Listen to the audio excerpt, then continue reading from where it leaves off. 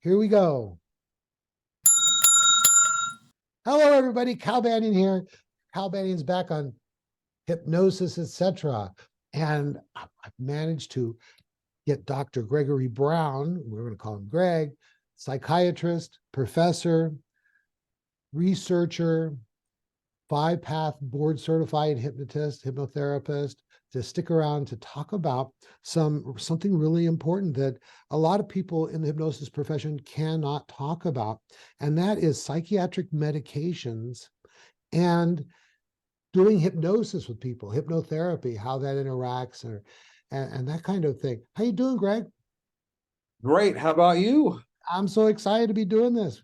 This is like number 3. Oh, if all you guys are watching this, if this is the first one you're watching with me and Dr. Brown, please go back to 2 videos back, get the first one, and then the second one. It's all going to roll together seamlessly. All right, you're going to be glad you did. I'm glad. All right, Greg. So tell us about, what made you think you wanted to do this article? And so for everyone here, this article's already been published in the 5-Path International Association Hypnosis Professionals, and that journal is available to members only at this point. So I think this is going to be really great to kind of let that cat out of the bag here in this video. All right, go ahead, doctor. Well, the sort of the background of my writing the article is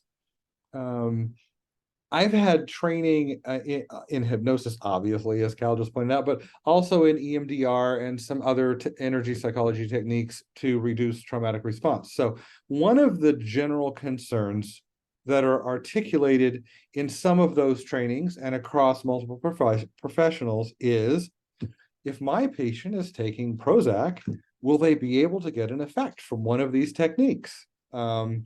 Or if they're taking Xanax, will they be able to go through this or that or whatever? And it's a natural response, I think, from clinicians to say, is this medication going to block the therapeutic effect of this technique that I plan on introducing to help the person? And it becomes very challenging because there's a temptation amongst some of those professions, I'm not going to describe which ones, to suggest that people maybe should take less or maybe not take their medicine that day, which then gets people in trouble because that goes outside their scope of practice and can make, and it can actually make it worse. Because if let's pretend you're taking Xanax for anxiety and you skip a dose because maybe it will help you process, and you're more anxious than you would have been, it may take you beyond the useful anxiety curve and make you even less able to process the emotion than you would have before. So psychiatric medications cross a lot of different neurotransmitter systems, of course, and we can talk about some of those in more detail, but I think there are 2 big takeaways from my practice, because I have used 5-path hypnosis and 7th path self-hypnosis with patients who have been on almost every class of medication within psychiatry. Certainly antidepressants, both serotonergic, noradrenergic, and combos. Certainly benzodiazepines in the form of longer-acting Klonopin or shorter-acting Xanax. I didn't necessarily start them on it, so don't blame me, but they're on it when they get to me. So, some mood stabilizers as another component of people who probably don't have real bipolar, but someone said they did, so they arrive with it. So I have never had any problem getting patients to somnambulism on any of those medications. And since that's the operative state from which you work, that means you can do your work. And in the second take-home point is, if someone has been on one of those medications for an extended period of time, that's their new baseline. And so that's where they're working from. They can still feel feelings. They may be a little dulled a little bit, but when you get them at the somnambulistic level of trance, they're going to be able to go through all the steps of age regression, forgiveness of others, forgiveness of self. There is no block to that. The key goal is getting them to that state of hypnosis. And once you do, you can do the work you need to do. There may be a rare case now and then that you may think the medication's dulling a little bit, but just go forth, do it with the appropriate permission or referral, and do it and assume there's not going to be any difference. You know, like I've done tens of thousands of sessions, and okay, let me see. I want you to pull a statistic out of your hat, okay? Oh, Of the general of everybody out there in the United States, what percentage of people would you say are in some kind of all of the above medications you talked about? oh, wow. All of them? Yeah, Oh, probably approaching 40 to 50%. that's right. That's amazing, isn't it? And It's so mind-blowing. mind blowing. Hopefully we can do better than that in the future. But so my clients come in with that stuff, right? And now I know you mentioned this in articles and conversations we've had. I would not work with someone that's schizophrenic or something. Oh, I wouldn't either. Things like that, because they're thought disordered and things like that. But all these other things that are mood kind of things and emotional affect issues and stuff, they have their medication has brought them to kind of their new normal, right? Yes, And everything exactly. is relative to that, you know. So you bring up the feeling, and it might not be as like exactly what you're saying. I'm validated with my experience is that they can feel that feeling, but it might not be as edgy as it would be without the medication. And Exactly. then we can time tunnel them back using that. And there's this like there's this working area of stress, right? Like eustress and distress, right? And the having some of that fear or anger, or whatever it is necessary. But if you take them off the medications, you go into distress, and now they're not functional. And I think I'm just saying the same thing you said, but that is my validating experience having many clients in the chair. So, and of course, we're going to send out that thing again, is that if you are not a mental health or medical professional, you don't want to be working with these people unless you've got a referral or permission from someone who is licensed. And at the very least, I go for a notification that it is not contraindicated. That seems to be less of a commitment by the licensed professional. According to my experience and knowledge, hypnosis is not contraindicated in this case. Awesome. I'll just say doctors are by their nature relatively conservative about what things they don't know. And so and this is and I write this the same way when I do legal reports and other things, is to answer in the exact way Cal did, which we call a double negative. But instead of saying, I affirmatively refer this patient to you for the treatment of psychotherapy, instead they'll like freak out.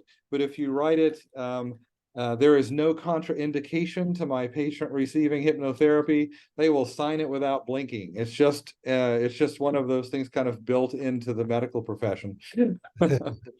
Well, and it's good that we have a video out like this so people can kind of understand the languaging and the thinking of how to.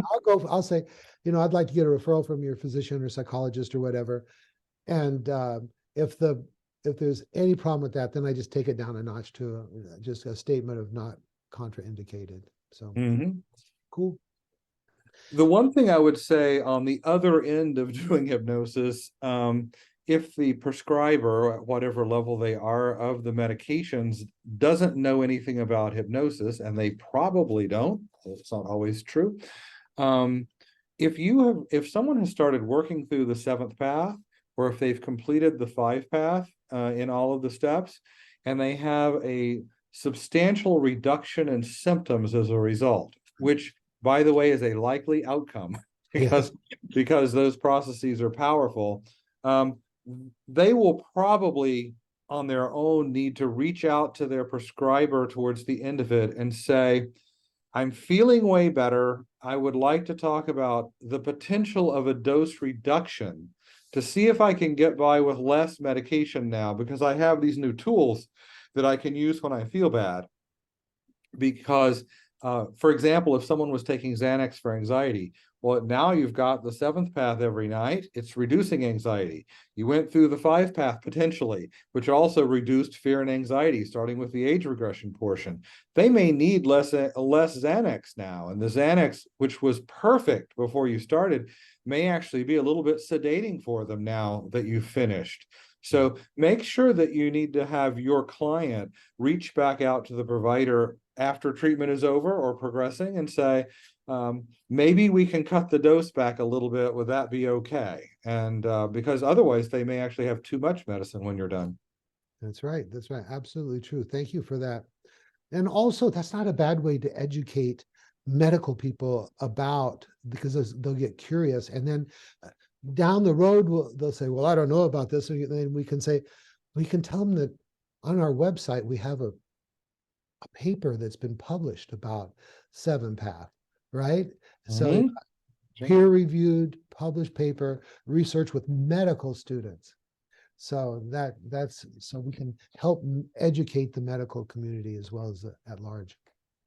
The other thing I would just say, if you're treating people with anxiety in particular, and they're on a controlled substance, which would include Valium, Librium, Klonopin, Xanax, Ativan, all that stuff, or you're treating pain patients who are on a high dose of morphine or oxycodone or one of those other things, doctors are getting quite a lot of pressure these days to reduce the doses of those medications because of a whole series of national movements and state level movements at the relative state boards of pharmacy and the DEA.